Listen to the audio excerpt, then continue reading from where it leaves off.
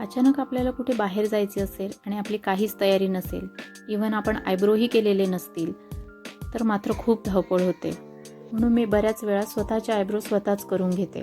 त्यासाठी मी अशा पद्धतीने बीन वॅक्स हीटरमध्ये गरम करून घेते आणि एका वुडन नाईफच्या हेल्पने ते वॅक्स आयब्रोजवर नको असलेल्या केसांवर लावते.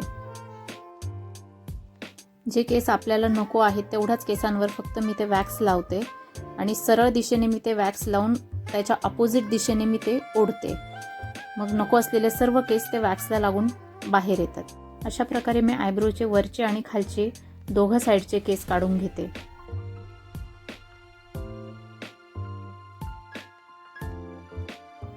इथे मी एक आयब्रो केलेले आहे आणि एक केलेले नाही. दोघांमधला डिफरन्स तुम्ही बघू शकतात.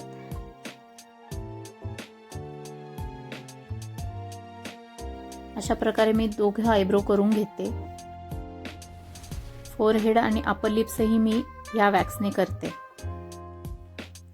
हे वॅक्स प्रोफेशनल लोकच करू शकतात, कारण ते करताना खूप काळजी घेऊन ते करावे लागतात. आयब्रो झाल्यानंतर थोडे एक्स्ट्रा केस असतील तर ते कैचीने मी काढून घेते. जर आपल्याला शार्प आयब्रो हवे असतील तर थोडे आपल्याला थ्रेडने पण काढावे लागतात. इथे तुम्ही निघालेले केस पाहू शकतात. तर ही आहे माझ्या आयब्रोची टेक्निक. भेटूया पुढील व्लॉगमध्ये. बाय. चॅनलला सबस्क्राईब आणि व्हिडिओला लाईक नक्की करा.